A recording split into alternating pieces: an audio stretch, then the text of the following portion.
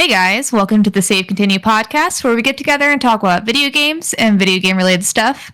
As always, I'm Shanae Howard, and with me is Tommy Shelby. Hello. And Ryan Robinson. Hi. So guys, what have y'all been playing? What have video games done for you lately? I feel like I'm always just playing the same old bullshit Kirby? now. No, I've dropped off of it. Like, I will get back to it. It's just like Kirby's so simple. It's just like when I need a minute to chill, You're simple. Kirby's there, you know? Yeah. I've been playing Tetris, the Grandmaster 2, trying to get How is better it? at that. I mean, it's hard as shit. That's some hard Tetris, but it's fun. Is that the kind of Tetris where you can't see the blocks before they block? That is one mode of it, yeah. But been playing some of that. Been playing more Vib Ribbon, which is still great. And that's really it. Is there any that you're looking at, like, buying? I mean, I'm anytime soon? still, like, I was at the store today, and I saw, Diablo and Street Fighter on the shelf, and, like, I want to. I just don't know that I have the time for it right now. Mm-hmm. But one of those will be next, yeah, I'm I want you to sure. play some Street Fighter with me, Tommy. Yeah. It's honestly kind of surprising that you haven't played Street Fighter. It's surprising I haven't played either of those, but I will. My whole thing with, like, games like that, like Street Fighter, or even Diablo, right? Like, I played Diablo 3 from the time it released until the next one, practically, right? Like, Yeah. Mm-hmm. not continuously, but throughout those years, I would drop in and out, on and off of that game. Same with Street Fighter 5 and Street Fighter 4 before it. Like, I guess that's why I wasn't in a rush to just jump on it right away. I'm like, I'm gonna play that for years. It'll be okay if I don't play it right now. Yeah.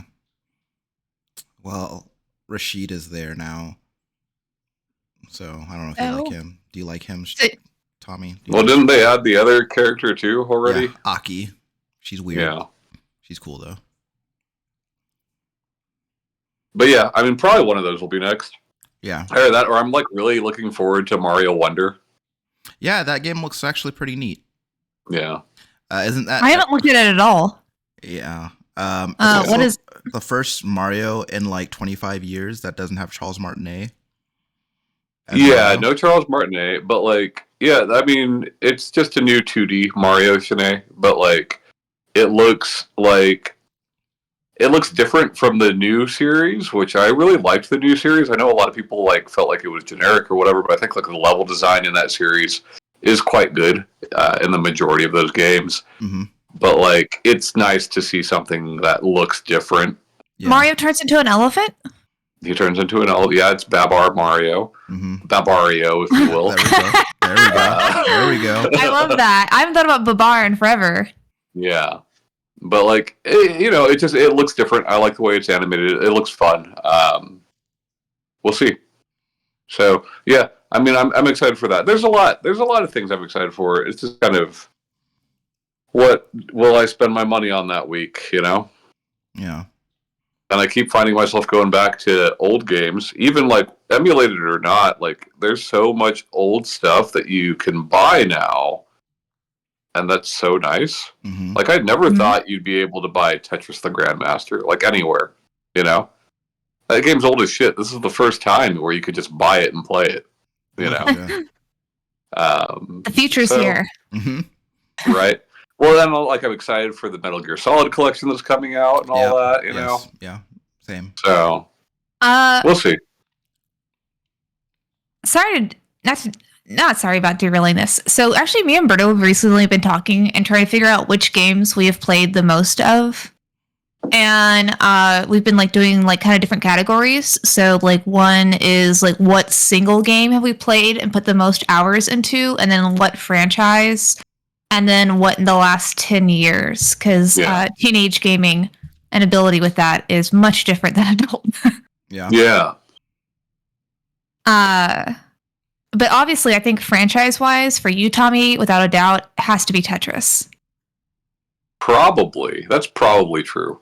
It's hard to say, right? Like, man, when Street Fighter 2 came to Super Nintendo, me and my friends played that for years. You know, like it's hard to say. It's very hard to say, but definitely a lot of Tetris in there. It's up there. Are you thinking about what your games are, Ryan? No, I was just thinking about like what Tommy likes the most about Tetris that keeps him playing Tetris so much. I was wondering if it's it makes your brain feel good. The lines clearing. You like the shape of the blocks. You like the colors. You like the sound. I like video games. Like it's the same thing with fighting games. It's the same thing with rhythm games. Like games that you can have some mastery over. And I don't feel like I have a mastery over any of those genres, right? But like it's fun to try. Yeah, I can see that. Yeah. Absolutely.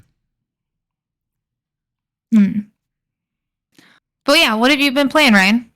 So I texted Tommy last week that I was playing The Last of Us, The Walking Dead Season 1, the Telltale game. I was like, Are you wanting to cry again? Yeah, actually, I literally told her, I was like, I'm playing The Walking Dead Season 1 again because I love crying. and and sure enough, it made me cry in all the same places that it made me cry last time, and the time before that, and the time before that. I don't know. I'm glad that you're still not a robot. I have a thing for media that does that to me. I don't know why, but I actively seek that stuff out. But so every year I wonder, so my birthday's coming up. Every year I wonder, is this the year where I don't get a happy birthday from him? Mm-hmm. You know, like we talked to that man once, you know, but without fail on my birthday, I get a happy birthday from him. Yeah. He's a good dude. Such a sweet person, man. He is. He really is.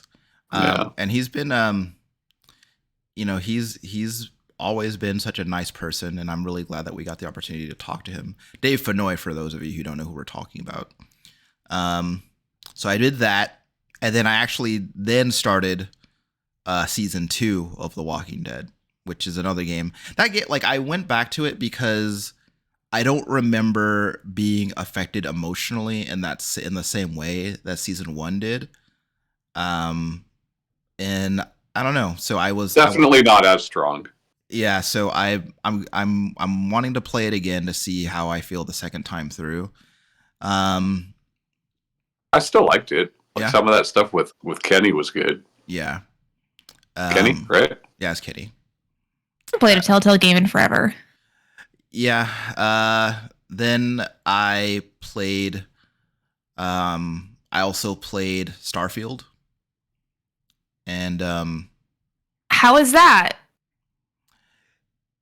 Exactly what you think it would be. It is. I mean, it honestly, yeah, it is. It is. So I think when people say that it's Fallout in space, they just mean another Bethesda game? Well, no, not necessarily that, right? Because I think that one thing that Bethesda games have consistently done, if nothing else, is giving you a very large world to explore and find surprises in. And I feel like Starfield is probably, in that regard, the most restrained Bethesda has ever been in that, as far as exploration goes. I think like that's the thing that got me about Breath of the Wild when that came out, right? You said a large world to like explore and find surprises in. Yeah. I never felt surprised playing a Bethesda Softworks game.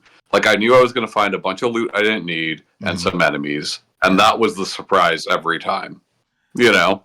Well, think about this. Think about like taking that experience and then paring it down further, because like every environment that you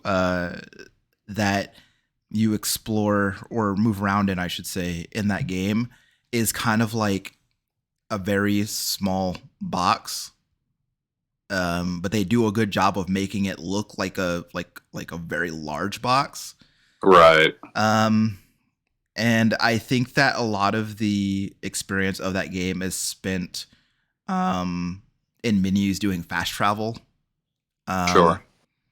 And I think one of my things with space games is, or games that I should say take place in space, is I very much enjoy flying from one point in a system to another point, like from one planet to another planet. I love doing that. That's what I like. I like flying the ship, and you don't really get to fly the ship in this game.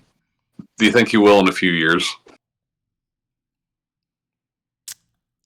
Like, if you think about the updates that like 76 got, right? Yeah. Or even other games like No Man's Sky or Elite Dangerous. Do you think in a few years you'll be able to do that? I don't know, man. I'd like to think so, but it just doesn't seem likely, honestly. Yeah. But I have a lot of, like, I feel very valid criticisms of the game, but for all that, I feel like I'm still having a pretty good time playing it. That's all that matters. Yeah, I mean, and I've said for a long time that Bethesda is really bad at doing anything involving guns in their games, and finally it's at least passable. Yeah. It's so like doing any sort of combat doesn't feel like the chore that awful. It used to feel like a chore, and it used to feel like I honestly found myself, like in Fallout 4, I found myself like actively avoiding it just because I did not like it. I didn't like anytime when guns were involved. I just did not like it because it just wasn't fun to use the guns. But like, you do see the improvement though, right? Like 4 felt better than 3. Yeah, but like at the same time, the bar that stuff with 3 was so low that any improvement is noticeable. That's true. That's true. So I think that the game, I don't think that it's a bad game, right? I think that just it's a different game than I think I would have liked, and a different game than I feel a different game than I feel that they kind of built it up to be. But overall, I think that the experience has been enjoyable. At least what platform are you playing it on? Xbox. Okay. Yeah, everyone that I know that's playing it on computer is having some real rough times with it. Yeah. What's funny is Todd Howard made some like kind of backhanded comment about that. As far as the PC performance goes. Yeah, that kind of bit him in the ass afterward. Yeah.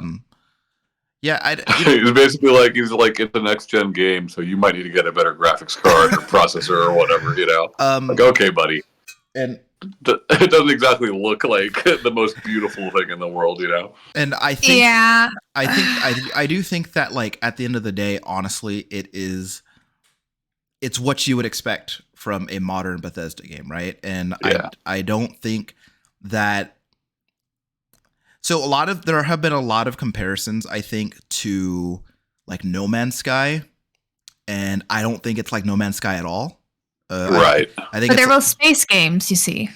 Yeah. I think it's closer to like a Mass Effect or maybe an Outer Worlds. I think that would be a closer comparison. And so, like, if I had someone who really liked No Man's Sky or Elite Dangerous, I probably wouldn't recommend this game to them. But if I know someone who really likes Fallout 4 or like Outer Worlds, then I would probably recommend this game because it's more of it's that, but you get to control the ship sometimes. So, but it's not a terrible game, but it's not, it's not like something that it's not something that I feel like I'll be thinking about like a year from now. I'd say probably the most interesting thing about Starfield is how weird people are being about it. I just feel like pretty funny TikToks of the characters glitching out or doing the Bethesda eyes around like the character's corner or like shoulder. The way people have been like, just the general weirdness and around the conversation about this game has been probably the most interesting and entertaining thing about it. but also I think people, as always, have gone out of their way to be actively shitty about it. So anyway, Starfield is fine. But Starfield is adequate. I mean, it is. It's an adequate game, I would say. And I've honestly spent more time. I brought up Outer Worlds because I was literally playing Outer Worlds before the show because I feel like I like that game better, honestly. And then I played some Baldur's Gate 3, which we'll talk about in a little bit. But I think that's it. Yeah, that's it. So besides also Baldur's Gate 3, I've been playing Atomi games again. Oh shit! Yeah, what you reading? I'm playing Cafe Enchanté. Oh, that sounds ooh la la. Yeah. I am blanking on the name. So they're all the guys are like different like mythical like creatures. There's like a demon king, a fallen angel, and then one guy is just like a suit of armor. So like think like the brother from Full Metal Alchemist. Like there's nobody inside that armor. I don't think so. That's so far in the game, the head got knocked off and like the body was still going, but there wasn't like an actual head. It's just like a helmet. So I'm thinking there's no body. That or it's like some dimensional bullshit. I don't know how romancing an actual suit of armor will go. Sure. But I'm gonna find out. Bishamon. Yeah, gotta find out. Well, Bishamon has the fucking he's got the face in the tummy. So yeah, but he's also like, isn't he just a suit of armor? Or no, the armor is what makes him like weird, huh? Yeah, he's in the armor, but the armor's evil. He's in the armor. That's why it's got the face. Anyway, you're right. I'm sorry, Shanae. So have you finished the game already? Have you done a path already? So I'm working on the storyline for the suit of armor guy because a lot of people say that that's the best one to start with. Sure. Describe his personality. So he Cold.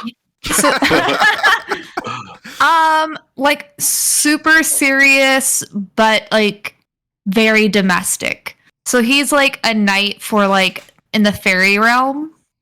Is like what he says he's like from, but he really likes gardening, and like domestic tasks. Like it's like he's very unintentionally funny. So like they all have like a glamour thing that like makes them look like they have like regular human bodies when they're in a human world. Yeah.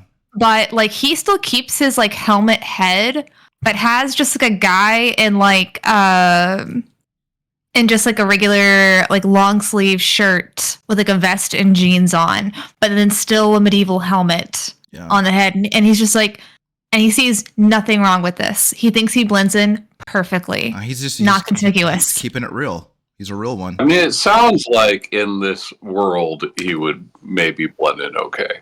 Yeah. Well, so like you inherit a cafe called Cafe Enchanté, and from your dead grandfather, and so you're going there and you flip a grandfather. Yeah, well, that are parents, because you know anybody that cares about you would not let you go out with any of these toxic men. So these games get rid of all of that. Yeah. You only have toxic friends who hype you up for anything that you do. Mm. They're not honest with you. As I learned friends are supposed to do today. Yeah. But yeah, so you inherit it, you find out there's like a portal in there, it's just like a door. Because like when you first open it, there's like nothing there, but then you flip over a sign from like open to close, and it's in like the middle of the cafe, and then all these like guys come through. So like you live in like a normal human world. And like these guys are from other realms that are only able to pop in through these like specific portals. God. So no, he does not. He does stick out. He does not blend in. But yeah, no. So I just started it. I think it's made by the same people who made Code Realize, which I did not super enjoy Code Realize, which a lot of people A lot of people do. It's kind of Is that another Otomi? yeah, it is. Code Realize is a pretty famous one. It's a lot of people's like very like absolute favorite Otomi, and I just like I couldn't get into it. I just found all the characters lacking. The story was way too like the common story is way too long. So I'm a couple like hours into it, and I don't know how far along in the common route I am. So I'm like wondering if it's going to be the same. I do know that with the Satomi, there are some options that I don't think are like actually romance. Like it's different types of love, like more of like a like supportive figure. So that's kind of interesting. I'm wondering like how that goes, but I'm not. So far, I don't know if I like it or not. But I do love the art. The art's very much my style. It's very cute, but without being like super childish. It's kind of like a cottage core. Like there's like some stuff that looks like it's watercolored, but not really. Nothing's like super like harsh with it. Who's cottage core? What are you guys laughing at?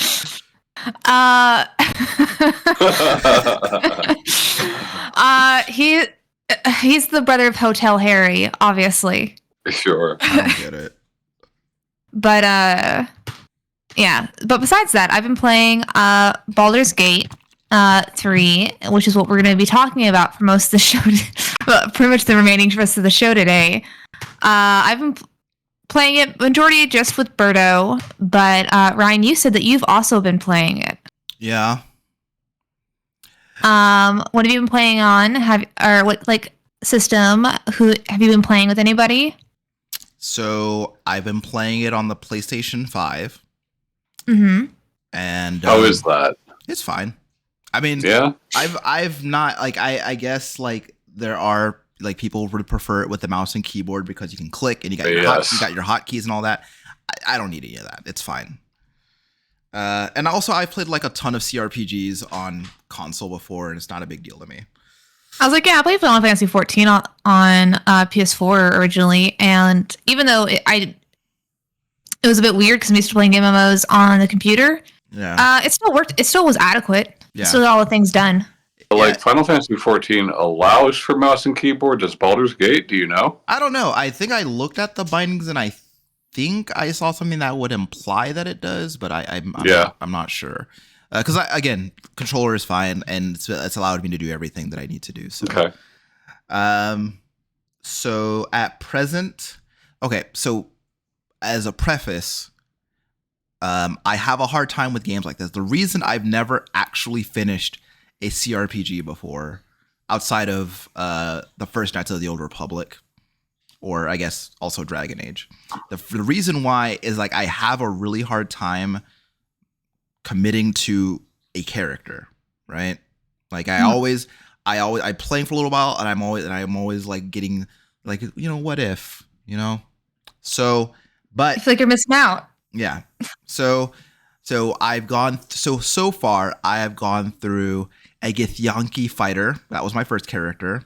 And then I went away from that, and then I decided that I was going to be a gnome bard. Went away from that. And now I am at present a tiefling paladin. And I decided like this is going to be the character. It's fine. Whatever happens, like this is the character I'm going to the game with. I think probably. All right. And so far, also another reason why I decided this was going to be the character I stick with is like I can't do that intro sequence again anytime in the near future. I can't do that again. Especially like repeatedly, like in a row. It's not super long. It's just like once you've done it, then it's tedious after that, right? And then I've done it like I've done it a bunch of times in the last week, so I'm just over it. It's not that it's super long. It's just there's no way to really shorten it up. Yeah. And like, which is like what I think adds to the tediousness of it. Because if you could like kind of like skip some more stuff, or like there was like a way to do any of it faster, then awesome. But there's really not. Yeah. So, and also, like, I think that like another part of it is that one of the big things about the game is like how many, like the hundreds and hundreds and hundreds of different choices that you can make. But in that little area, like there's relatively few. So like whatever the possible, and the outcomes are always the same regardless in that area. So like, it's kind of like, is seeing it that many times in a row is just a lot. But I don't know. I've played a fair amount of it. Getting to the point. Have you recruited anybody? Yes. Gotten it? So, all right. So, firstly, I have my girlfriend Lazelle. Yeah, I was like, when he said he made a Githyanki fighter, I was like, the game already gave you one. You don't need to make one. Yeah, like so they hand you one. Yeah. But she's cool because she's weirdly intense and she likes killing people. She's very intense all of the time. Yeah. So that's cool. I also have a wizard named Gale. He's very funny. Gaylor. He's very cool. He's a sarcastic magic guy, which I like. I've always been a fan of that. And I also have Shadowheart, who is she's a very I guess you would say she's a very curt half elf cleric. So that's my group. Shadow Bay is great. That's Berto's favorite. I guess I could kind of see that. I don't know. But he really likes like the closest whatever character is closest to Morticia Adams. That's Berto's favorite. So pale with dark hair, that's his jam. Well, I mean, that makes sense. Yeah. So, but no, that's just.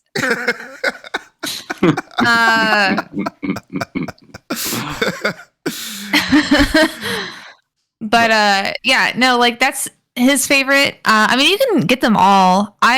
The very first time we played, our very first run through, I didn't make a custom character. Yeah. Because I've played, Divinity before, and I do know that when you play one of the pre-made characters they have, you do get different options when it comes to communicating and with the story itself. Yeah. I don't think it's as capped off because, like, with Divinity 2, like if you played one of the pre-made characters, there was like whole sections that you would get extra with those characters. Yeah. But it doesn't seem like it's really that much with Baldur's Gate 3, which I kind of like because then I don't feel like I'm missing out as much. Mm-hmm. And I get a lot of their stuff just by having them in my party instead of like being that person. But both times we recruited all of the characters that we could. We just don't obviously use them all. Well, I made my character custom because for two reasons. One, I want to feel like I'm the one doing the stuff. And two, when my character has sex with one of the other characters, they're fucking me. And that's what I want. But also like, well, the second game we played, I did my own character. Well, I made a Dark Urge character actually the second time, but I didn't make her a ranger. And I kind of regret picking the Dark Urge. Yeah, because you want to kill people all the time. I didn't realize that I was going to just murder people without me being in control of that at all. And now I have like this demon butler and I have to do tasks, even though he's my butler. I gotta fucking do shit for him. It's fucking stupid. That's not how butlers work. That's not how butlers work at all. There's gotta be some anime about a demon butler. There's gotta be. There is. There's even one titled My Demon Butler. There we go. There we go. There's also Black Butler, which is also a demon butler. You talking about Jeffrey from Fresh Prince? I'm talking about Sebastian Michaels. Oh. That's a good one. Right, that was really good. It was good. So also I tried to do an evil playthrough my first time through. When I made my Githyanki fighter, I tried to do an evil playthrough. I was like, I'm going to be a bad boy. I'm going into this as a bad boy. But I can't do it. I can never commit to that because like, well, I want people to like me. I want people to see that I'm a hero. I want people to be all into me. So I don't want to kill children. That's the thing. I don't I don't really care about that. I can steal from everybody, but I just don't want to like kill children and have that be in the animation. I just need the applause. That's it. So, I'm playing it. I'm playing it by the book. I'm being good. I'm helping people where I can. So if you're a paladin, then what thing are you going for? Like what's your promise or pact or whatever? Because isn't that the thing with them is that they have a pact for the certain alignments? You know what's funny, Shanae, is that this is the second time I've had a conversation about my paladin, and the other time they asked me which of those paths I chose, and I could not remember. And it's just like now, I cannot remember. Of the three, there's three of them, and I chose the second one. That's all I can tell you. It's the oath. There's like the oath. Because there's oath of devotion, oath of the ancients, and oath of vengeance. I think it's oath of devotion. I think is what I chose. And then if you don't follow that path, then you become an oath breaker, and it's very hard to get back on the path, from what I've heard. Well, don't get off that path, Ryan. Look, hey man, I'm reformed. Okay, I'm going to do everything I can to be a good dude. I want to be a good person. I am helping people. I am talking out conflicts instead of hitting them in the face. I'm doing that. I don't steal. Okay, I'm doing everything good. I'm having good conversations with good people. And sounds fucking boring. Look, it's not. It's not boring. It is not boring. I'm doing conflict resolution, right? So in my game, where I'm the Dark Urge, but I didn't think it out, so I'm doing nice guy stuff. It's actually funny because what's the Dark Urge? What is that? So it's like it's a mysterious. So it's one of like it's like a pre-made character, but it's nothing is like about it is set. Like you can pick any class or race or any of that. The thing is like you don't remember anything about your backstory or history. You don't know who you are. You don't know you don't know why you got there. Yeah. Explosive amnesia. Sure. So spoilers for anybody. So try and do this like as high level as possible. So yeah, like you essentially, if it's not part of like the core party and you invite them into your camp at night, they'll just wake up murdered and you'll be like next to them with like your hands covered in blood. Yeah. And if you don't hide the body, your teammates are going to look at you a real sideways. Cause I thought, well, if I don't try to hide it and I don't act guilty, and I'm like, I would get the options of like, I don't know what happened. Yeah. But no, everyone just wakes up with you like covered in this person's blood. And it's like, I can't believe you did this. And you're just like, I may not have done it. Yeah. Also, Tom, there's one of the characters is an elf vampire. And he talks like this. Yes. Yeah, everybody wants to fuck him. I don't like that guy. I do not care for that guy. Starion? He's like, yes. Yes. I thought he was a little entitled, so I didn't like him at first, but I think I'm coming onto the bandwagon. I really liked Will. Will was actually the first character I picked, and then with this playthrough, I was gonna like, will you let me fucking finish? Yeah. So this playthrough, I was like, oh, I'm gonna romance Will. Yuck. But then I finally get his approval high enough where he's like romanceable, and so it's a cutscene, and he's like dancing by the fire, but he's dancing like a little prancing pony, and I have never instantly got the ick before, but I got the ick so hard, and I have like since I've been playing the game, I've had a boner for Will. I like his character design, his like voice actor, like his story's fine. I was like, oh, he's into like. His like father is like important, so he's like trained by nobles, but not really. He's beloved by the townspeople. He is forced into a pact with this devil. He goes against it, gets like transformed. It's a whole big thing. Great story, super interesting, all the things I liked. But then I see him dance around like a little pony, where he's just like weird. Like I have to send a video to you guys, but I saw this and I just said out loud, no. Just no. And so he tried to kiss me. I spent all this time trying to get Will to romance, and I turned my head. I rejected this guy. And then the next night after I reject Will, Lae'zel comes and is like, hey, let's fuck. Yeah, let us fuck. Lae'zel and I out said, here talking about the sweat on her neck. You said no? I said no. Why? And then she's the bad one. Because I think I might go for Gaylor, but Halson is my number one. I want Bear Daddy. Everyone else I'm kind of like man. I do like Karlach some, but Berta was romancing her the first game we played, so I've heard a lot of her stuff. So I'm just kind of like less interested in that. Yeah. Well, Will made you get a big rubbery one, and yeah, it was so sad because I've seen some of the scenes like later in the romance, and he says the most romantic, poetic stuff, and I'm just like, oh, I love this, but like I just couldn't get over that dance.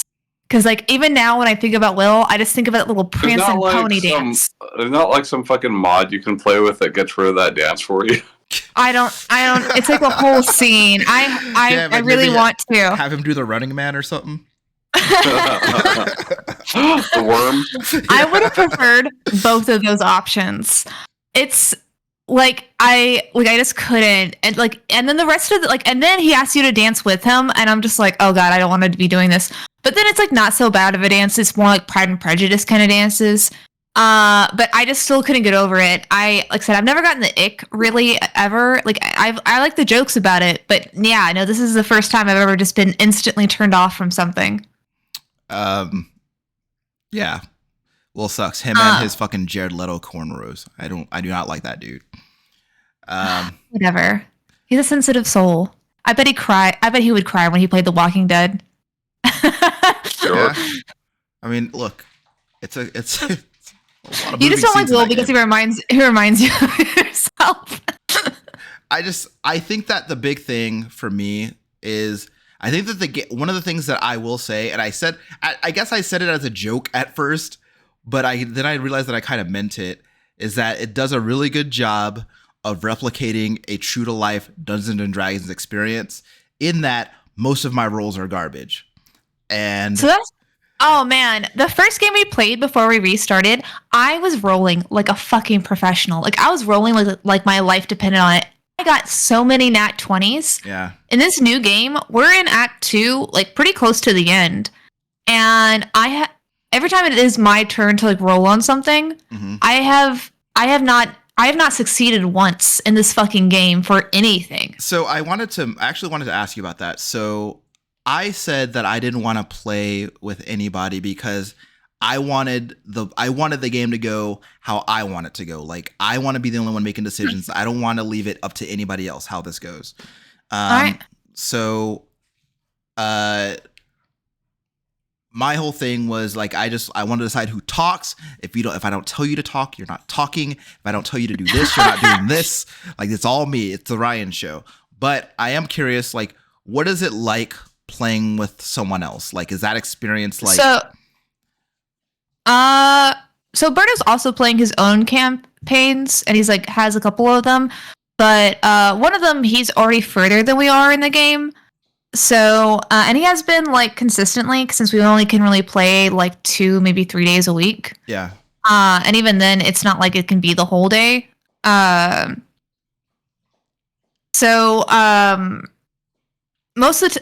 He's playing a bard, so he has all of the stats. So he does most of the talking, and then he just tells me which one to pick because it shows up on there.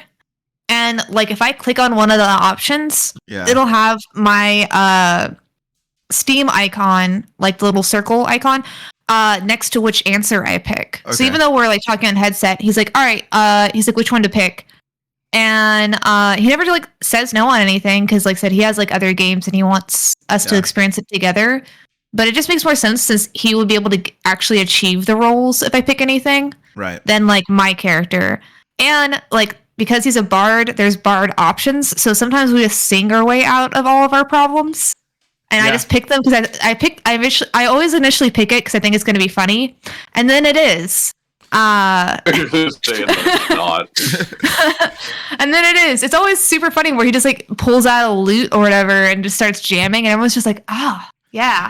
So I'm just like, "All right, let's just leave, I guess." That's funny because I've been watching Kaylee play a fair amount, and one of the things that she started doing a lot is she would get her bard to play a little ditty, and everybody else is like having a good time listening to them, and then she'd like get she'd get a Stereon to go somewhere and steal a bunch of stuff while everybody's distracted.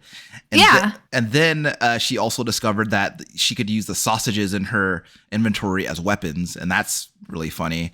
And I've seen that on TikTok of people turning Shadowhunter or Shadow Bay, or what is her name? Shadowheart. Yeah. Shadowheart. She's a racist. So, no.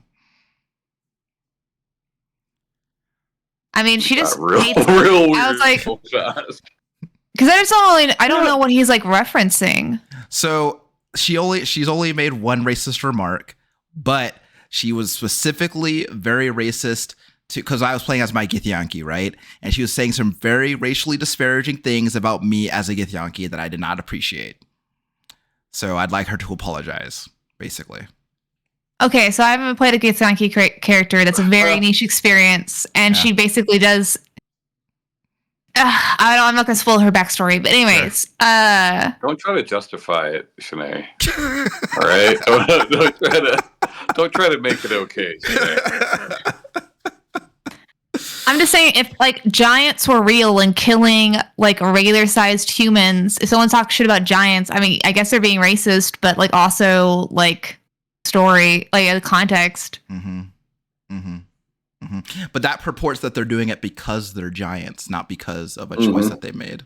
So, Shanae, I do have one question for you in all of this.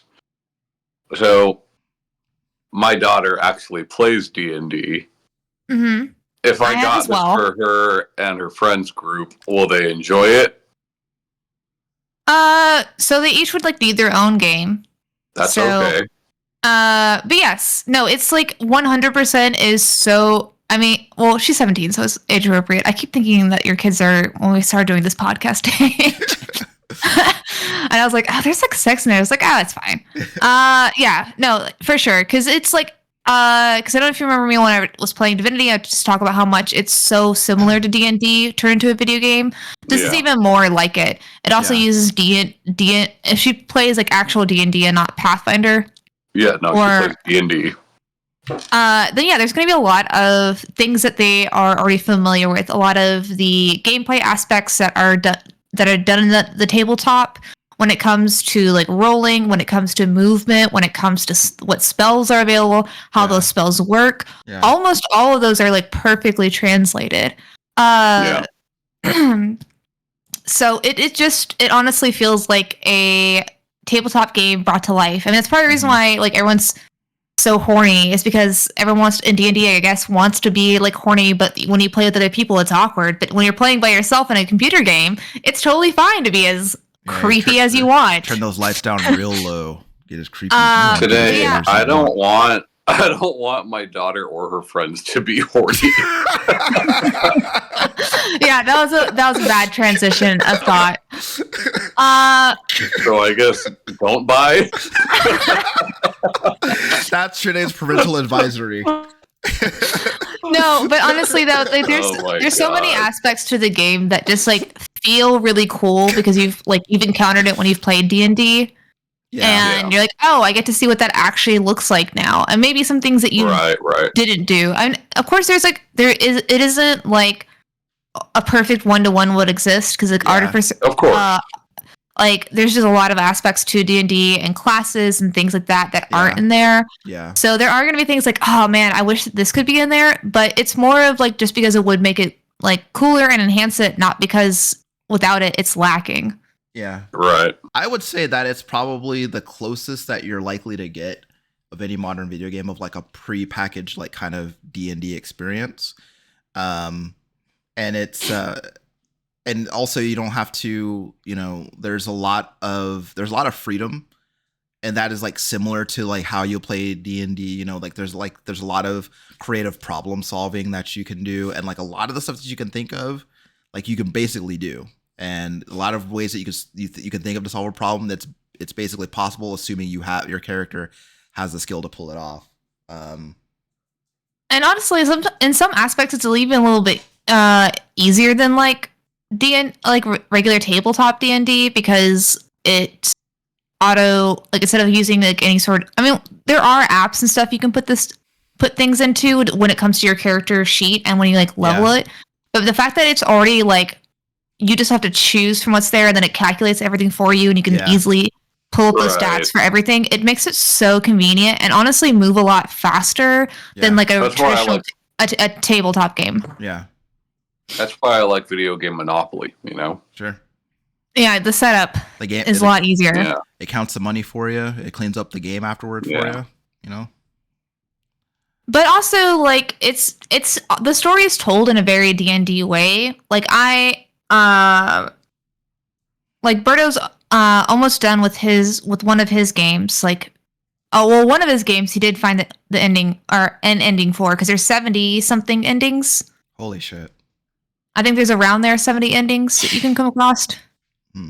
And at different times too, like because some of the endings are just because like your character, like certain characters die or whatever. Yeah. But I think he's finally figuring out what the story is because the first like 60, 70 hours you put into the game, you keep hearing these terms like the absolute, and and in the beginning you make a character that's like a guardian.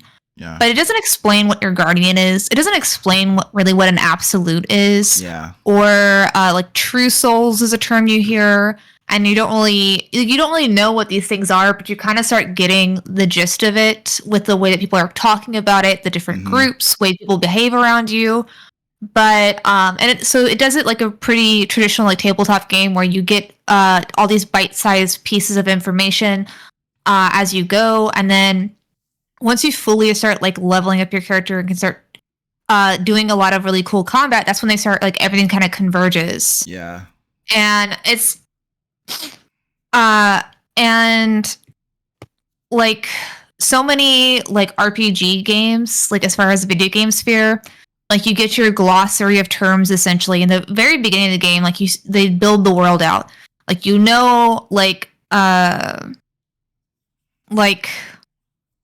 like with Assassin's Creed games, like what, like from what I remember, I might be misremembering it, but I remember you learning about the cradle and like the apple and stuff. Like so, that like you are in this, like that you are in like an ancestor's thing, like I guess like situation area, like in there. So, but with Baldur's Gate 3, you really don't know a lot of these stuff until like pretty far into the game. And it's like, and he says it's really rewarding to like get the culmination of the story. Yeah, that's reassuring because I feel like you said, like there's a lot of terms being thrown around, and I'm kind of like, oh, I don't really know what you guys are. Am I supposed to know this? Yeah. If she already knows a bunch of D&D terms and has like a butt ton of books on it and all that, will she know all that stuff? Or so she'll know more than if somebody doesn't, because I've played certain D&D games. I know what they're kind of like I know who Shar is, which is the god that Shadowheart follows.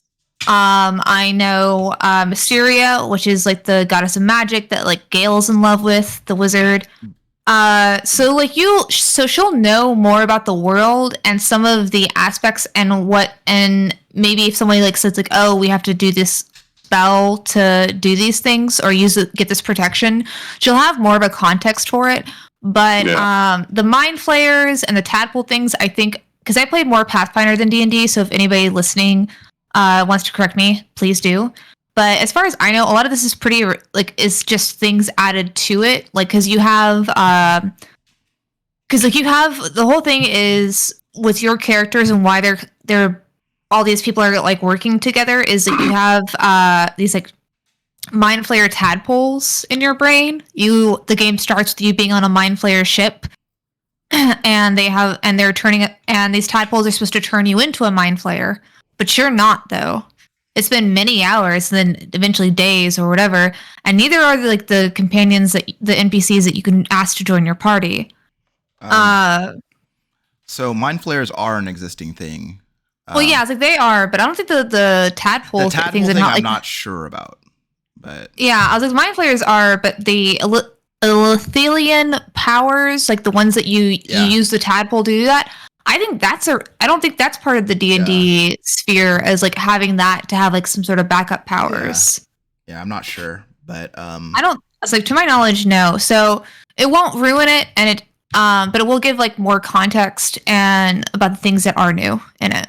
Yeah. and she'll have like an understanding of like how the game works, like how it's determining like different things and like how spells work and like because I think okay, so my actual first experience with anything that used Dungeons and Dragons rules was Neverwinter Nights. And I didn't know how spells worked in D&D, so like I was like, you mean like I can use my spell twice and then I can't use it anymore? Like what the fuck is this? This game sucks. Then as I got more experience with that stuff, I learned like how like recharging your abilities works and like when you can use certain things. And I think that if I had that understanding of that stuff beforehand, playing Neverwinter Nights probably would have been a much like smoother experience for me. Or But now that I have had experience with playing some Dungeons and Dragons, like then I went into Baldur's Gate 3 feeling pretty confident about my understanding of like how the mechanics would work. And then from there just became like learning the controls and like listening to the campaign and stuff. So Similar to like tabletop D&D, Baldur's Gate 3 can be really as silly or as serious as you want it to be. True. Especially when it comes to like how you like go about things, because there's like a bunch of there's achievements for like pushing enemies off ledges and having the fall damage kill them. Yeah. That's always a fun thing. And like it does like a visual aid to show where they would fall off because you have to, because the action is to push them. You have to like it does like the rolling for you, but you have to roll for athletics check, which is what you would do there. And then, but yeah, you can always see where they would like bounce off or fall off. Yeah.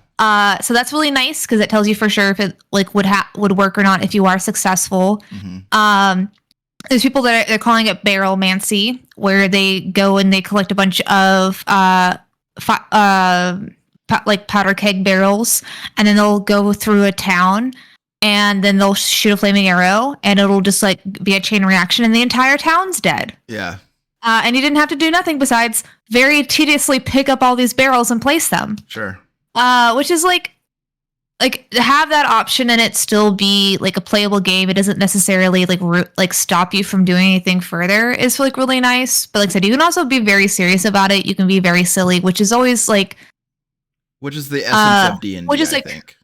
Yeah, and also just like a lot, which like there's not that much variance in like a lot of RPG games. Yeah, I think also like just the amount. Okay, so like I think about this game, and I think about also how you guys would talk about Breath of the Wild, and then later how you would talk about Tears of the Kingdom, and that the game will have situations where you can just like be really creative about how you like maybe tackle an encounter, right? Like I saw some enemies where like happened to be standing in water, and I was like, I wonder if I can get Gale to zap that water and electrocute all those guys. And sure enough, you know, I was able to do it. And or like a bunch of guys were like standing and like I was like, that looks fucking flammable. Let me see if this will light them up. And like sure enough, like I threw a fireball at that stuff and I did it. And like basically anything that I've been able to think of has been accounted for.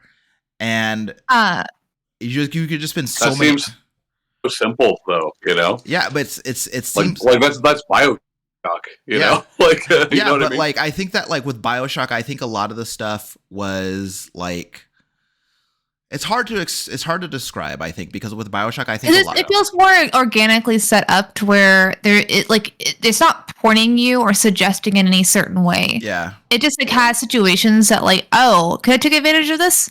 And you try it and it works. Yeah. And it feels like really nice when we figure out a way to do things that doesn't seem obvious. Yeah. Well, like, 'cause, like I think also like it also like you could also it also sets it up to where you can like use that stuff that the enemy does against them, right? Like I set some guys on fire, and then they used water to to like put the fires out, and I was like, well, now you guys are all wet, so now you're getting zapped, and like it was just really cool just to be able to like turn that on them, you know.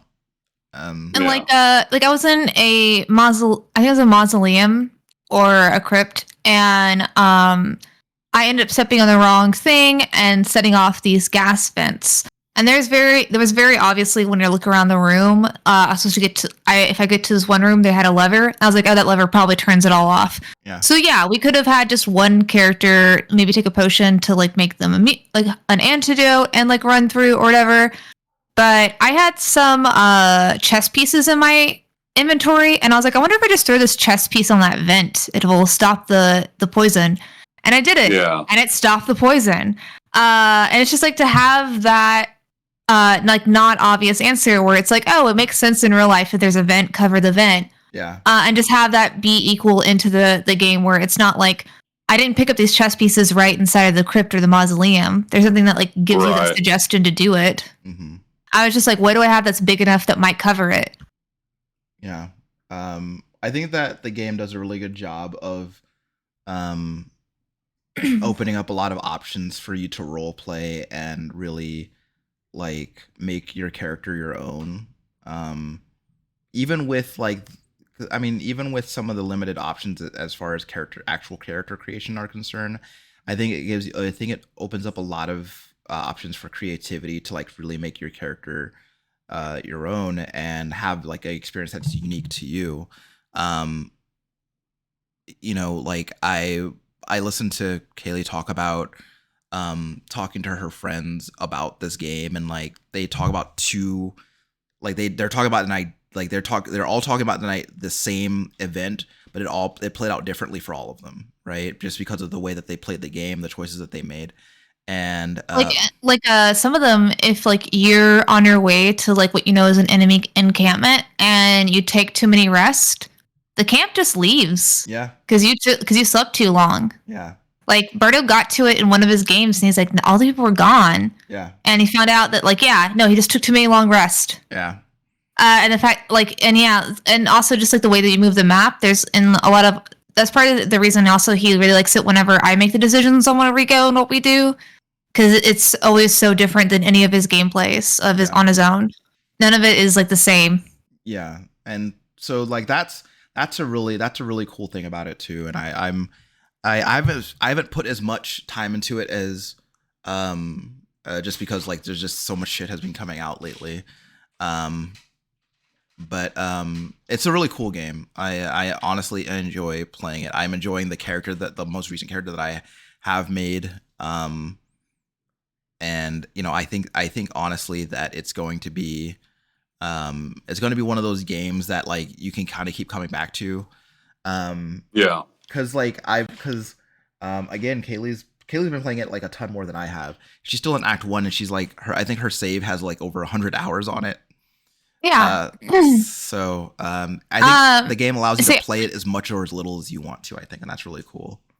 As for a high level spoiler, which I don't know, so between Act 1 and Act 2, you can go back to like almost every Act 1 stuff. So if she ever does, like say gets into an area that's more of Act 2, let her know that it's not gonna like block anything off. Mm-hmm. It's just from whenever you get to Act 2 to Act 3, that's when it has like a block off that you can't really do. A lot of things are going to then be stopped as far as progress goes. Yeah. Like if you didn't do it then you're just fucked.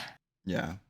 But so, it is it's a very unique game. It's very special, I think.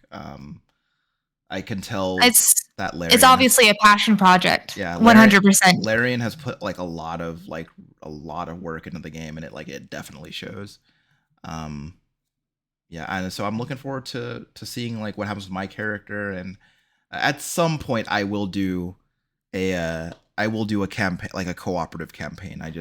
I kind of want to experience the story at my own pace and on my own right now, but that's another thing too, is like I feel like once I go back through like doing a cooperative campaign, it's going to be like a totally different experience, and the game is going to feel new again, and I that's something to look forward to also. Yeah. But yeah. Highly suggest it, especially for people who have always wanted to play D&D but have not been able to get a consistent group together. Anybody who likes RPGs, anybody who has liked any other Larian Studios games. It feels very much like a passion project, but everything they've done so far has built them to make the best version of this. Yeah, it's a good game. It's a good way to play D&D without having to pretend with other people. Because if you like D&D but hate people, which is half the aspect of D&D. if you like to role play but don't want to role play with other people, it's a good game for you. So. Any other questions or anything you wanted to add, Tom? Even though I know you haven't been able to play it, so you haven't. No.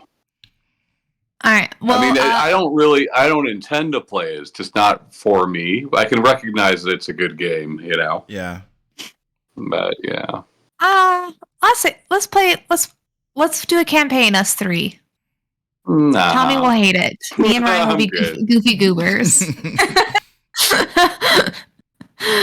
But I'm glad you guys are enjoying it. Yeah. I'm probably going to end up buying multiple copies of it, but not for myself. Yeah.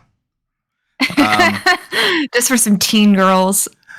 I would say in closing that the game allows you to select 2 types of penises and 2 types of labias, if that's your thing. You can also just choose none, which is an option as well. I did not know that none was an option. I chose no labias. And nor peeners. You just be smooth down there. I kept the clothes on while I was making my character, so I didn't look at it. But there was a none option, so I was like, I don't give a shit about what my dad said. It's not going to affect the story, so I wasn't gonna. It might. I don't think choosing this. You know what? I'll have to do some research with science. I'll have to make 4 more characters. Yeah. And see how their genitalia affects the story. There's going to be an arc that you don't know about where they comment on the fact that you're not circumcised. So. But yeah. But if you want to listen to our podcast, we're on most podcast apps. If you want to see our beautiful faces, we're on the YouTube. Our Discord will be linked. And bye, guys. Bye. Bye.